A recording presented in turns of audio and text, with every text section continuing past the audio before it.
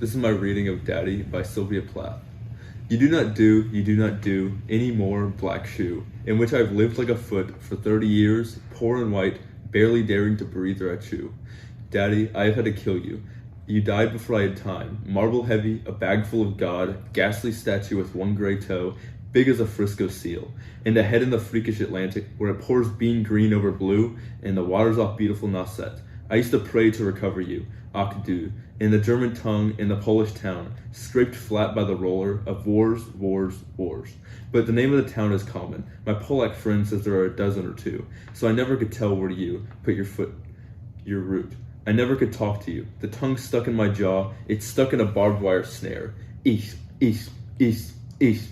I could hardly speak. I thought every German was you, in the language obscene. An engine, chuffing me off like a Jew to Dachau, Auschwitz, Belsen. I began to talk like a Jew. I think I will be a Jew. The snows of the Tyrol, the clear beer of Vienna are not very pure or true. With my gypsy ancestress and my weird luck and my Tarak pack, I may be a bit of a Jew. I've always been scared of you, with your Luftwaffe, your gobbledygook, and your neat mustache, and your Aryan eye, bright blue. Panzerman, oh you. Not God, but a swastika. So black no sky could squeak through. Every woman adores a fascist. The boot in the face, the brute heart of a brute like you. You stand at the blackboard, Daddy, in the picture I have of you. A cleft in your chin instead of your foot, but no less a devil for that. No, not any less the black man who bit my pretty red heart in two. I was 10 when they buried you. At 20 I tried to die and get back to you. I thought even the bones would do. But they pulled me out of the sack and they stuck me together with glue, and then I knew what to do. I made a model of you, a man in black with a Mein Kampf look and a love of the rack and the screw. And I said I do. So Daddy, I'm finally through. The black telephone's off at the root. The voices just can't worm through. If I've killed one man, I've killed two. The vampire who said he was you and drank my blood for a year, 7 years if you want to know. Daddy, you can't lie back now. There's a stake in your fat black heart, and the villagers never liked you. They are dancing and stamping on you. They always knew it was you. Daddy, you bastard, I'm through. Plath starts by comparing her father to a black shoe, and she is the foot. And this represents the 30 years of her life that her father was in until he died. And during this period, she was trapped under his rule and unable to breathe or even make a movement. She decides that she knows that she's wanted to kill him her whole life, but he died before she could. But she still believes that she killed him in this poem, and what she's saying. She next compares him to says marble heavy, and then compares him to a statue, a massive statue, which is ghastly, kind of like with like a gargoyle rather than a beautiful statue, and it shows how his legacy is tainted, and it's so big that it uh, has a toe and as big as a Frisco seal, which is in San Francisco, and so it has one toe in the Pacific and then a head in the Atlantic, meaning it spans such a large area of her life across the entire globe, basically. And she compares it to a bag full of God, which could be meaning the body bag that he is in, and the bag at the end of his life contains the God of her life. And then she compares his head is in the freakish Atlantic, which has been contrasted by how beautiful it is compared to how ghastly the statue is. Then she comes back to first person and says, I used to pray to recover you, where she is talking about a younger version of herself and the hints that the father possibly had an illness that he was dying of.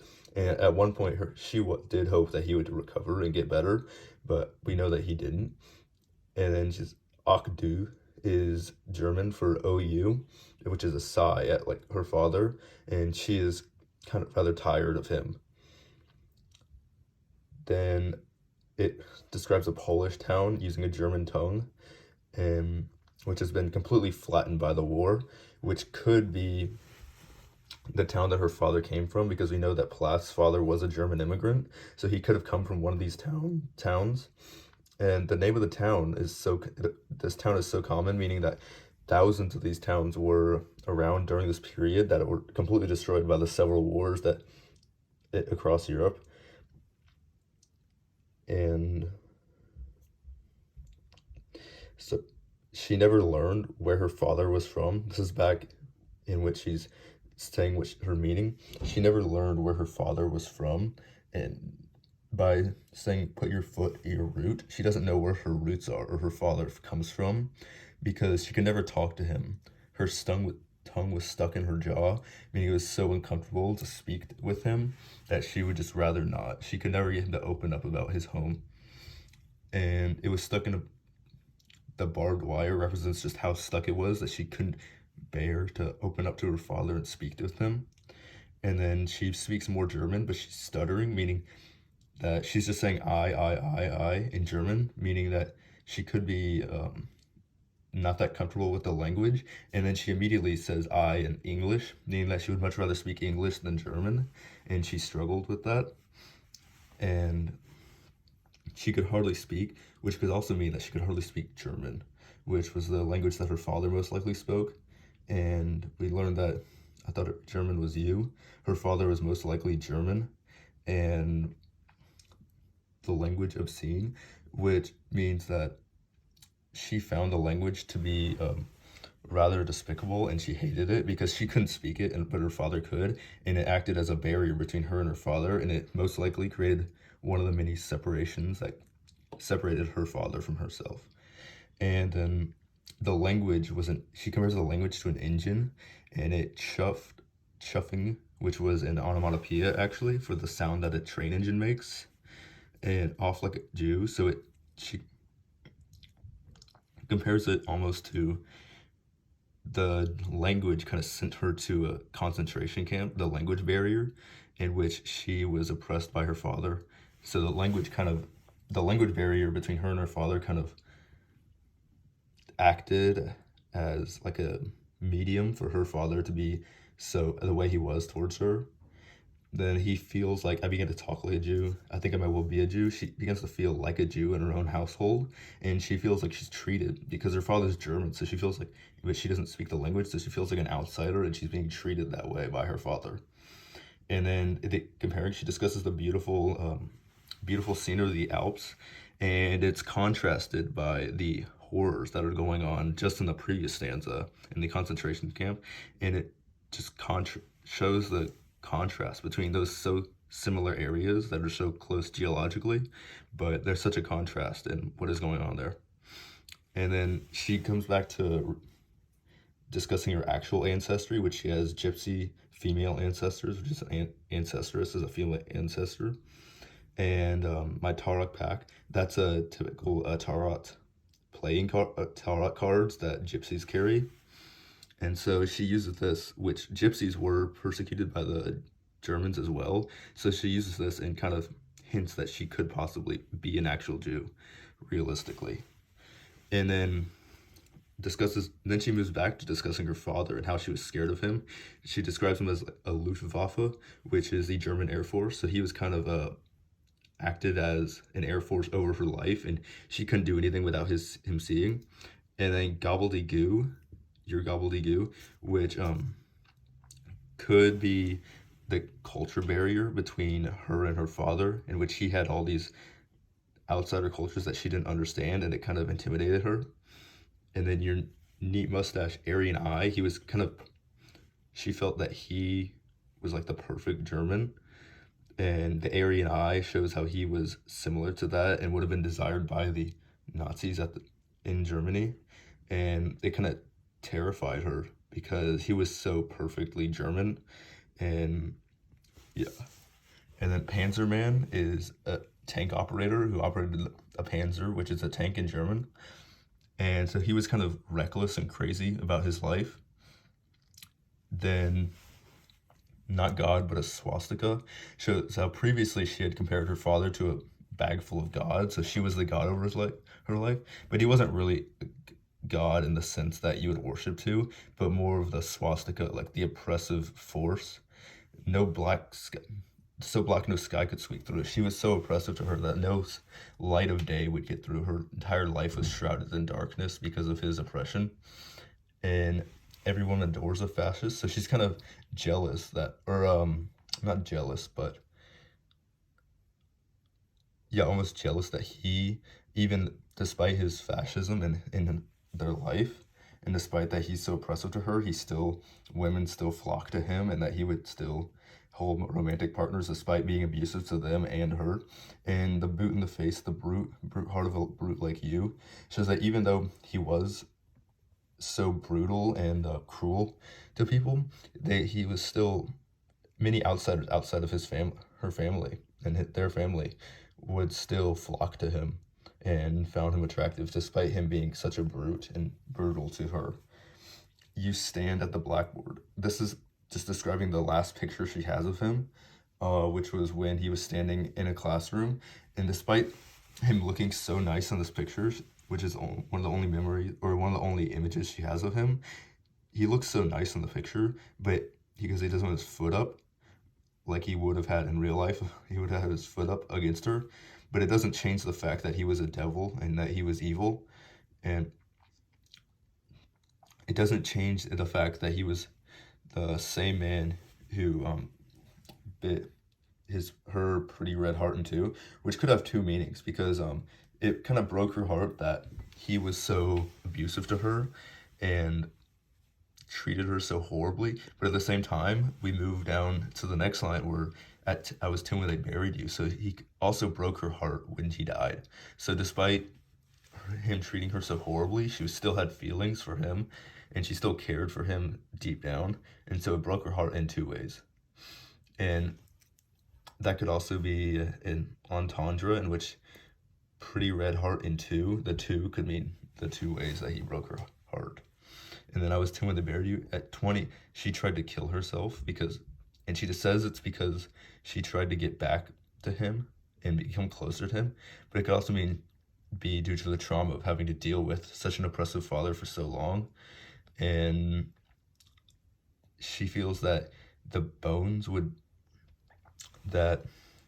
like becoming bone and being buried in a sack of bones, basically, would bring her closer to her father, but she realized that this was false and that they saved her, and this could have been the authorities or like the medical officials, and they stuck me together with glue, which is kind of just a metaphor for how they healed her in the hospital, wherever she was at, and they put her back together and she was back to being alive or back to being healthy. And then she finally decided that killing herself wouldn't actually bring her back to her father.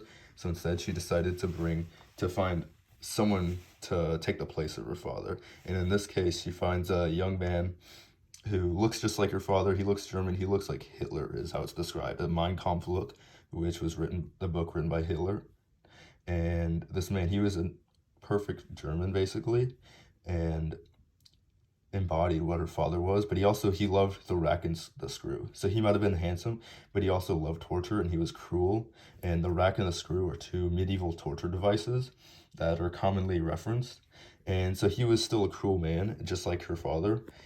But then, despite this, she says, "I do," meaning she married this man. Despite him being so evil, she married him just to get that sense of her father back in her life. And so after she marries him, she's finally over her father because now she has this new man who is able to take the place of her father in her life. And then, as a metaphor, the black telephone's off at the root. This is kind of the telephone, but that she's still used the metaphorical telephone, but that she's still used to talk between her father and herself.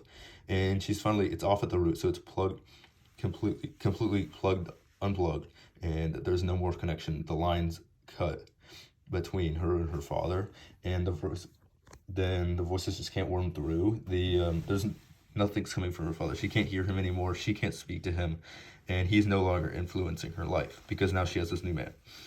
But then, if I've killed one man, I've killed two. So we already know that she says that she killed her father, despite us knowing that he died of other causes. It doesn't specify.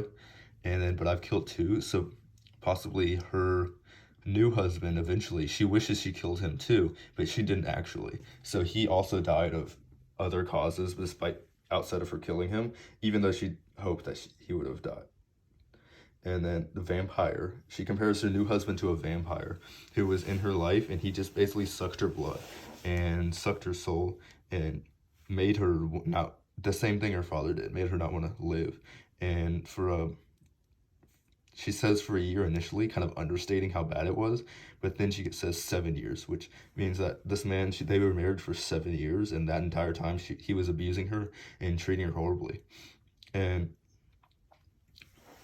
then she goes back to speaking to her father and says that he can rest. And it's kind of, she says this, it's almost contrasting to how she feels the rest of the poem, because now she's saying that he can rest and that he can relax, despite him having been relaxed, and he's already dead, but now he can relax. And then immediately after that, she switches and says, and describes him as being the vampire with a stake in his heart, which was a stake was commonly used to kill vampires in mythology. And the villagers never liked you, which could have been the villagers who get banded together to kill this vampire who was him. And they're dancing and stamping on you. So they were celebrating his death. And after killing this vampire that's been in their lives, then the villagers could also represent her, and a metaphor for her being the vampire, or her and her father being the vampire, and she's finally celebrating that he's dead and he's out of her life. And then the last line indicates that she's finally over him, despite this new man who she married being out of her life, as well as her father. She's finally over both of them, and she's finally free of their rule, and they're no longer influencing her life.